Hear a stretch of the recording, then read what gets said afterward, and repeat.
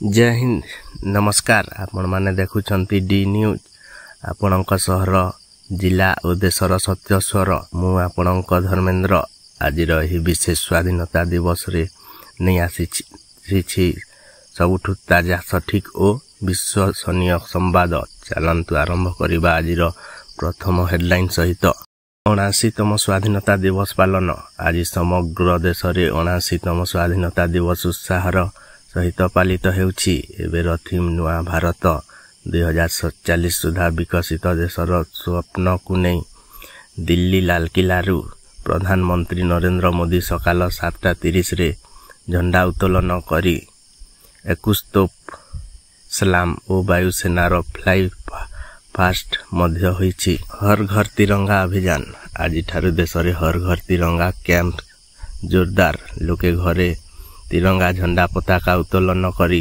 Digital batch और certificate मिलुछि। बहु स्थान रे साइक्लोथन और संस्कृतिर कार्यक्रम मध्य हेउछि। ऑपरेशन सिंदूर पई सम्मान मे मासरे हेइथिबा ऑपरेशन सिंदूर रे साधारण साहस देखाइथिबा 7 जन शीर्ष स्वाधीनता दिवस पर जहारे 4 जन वायुसेनार आज ग्यालांड्री अवार्ड पाइबे। 16 जन बीएसएफ जवानों को मध्य सम्मानित करा जिवो। स्वाधीनता दिवस पर तिरंगार सम्मान रक्षा पई सरकार सठिक फोल्डिंग गाइडलाइन जारी करिछि। साधारण को नियम अनुसार अनुसरण करने को अनुरोध। आज ठारू देश रे प्राइवेट वेहिकल पई एक बारिया वार्षिक फास्टैग पास व्यवस्था आरंभ।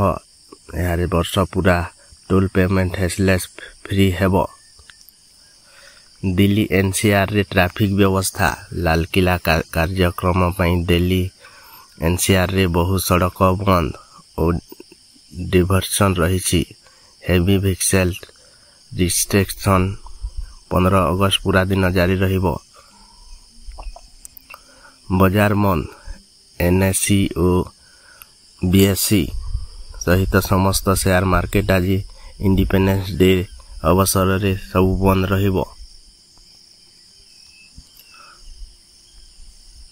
अंतर्जातीय संवाद अमेरिका भारत वाणिज्य संकट आरोही यूएस 50% ट्रिप लागू करिबा परे इंडिया कड़ा प्रतिक्रिया देछि। एपटे अल्साक्रे यूएस प्रेसिडेंट डोनाल्ड ट्रंप और रूसिया प्रेसिडेंट व्लादिमीर पुतिन रो समिट आज हेबो। स्वाधीनता दिवस उत्सव उल्लास आज सकाले सुंदरगढ़ झारसुगुड़ा संबलपुर रो समस्त सरकारी कार्यालय विद्यालय और संस्था गुड़िक 78तम स्वाधीनता दिवस उद्यापन हैला। जिलापाल विभिन्न अधिकारी और स्थानीय नेता माने ध्वजारोहण कले।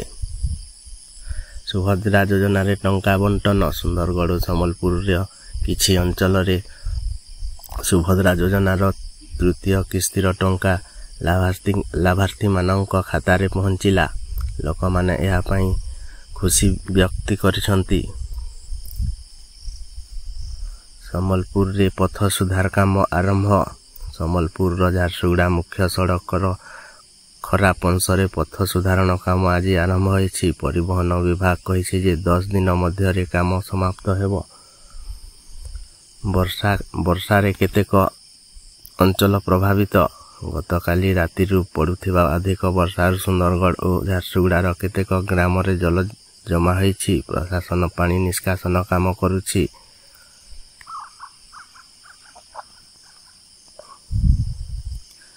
एही थिला आजिर टॉप न्यूज।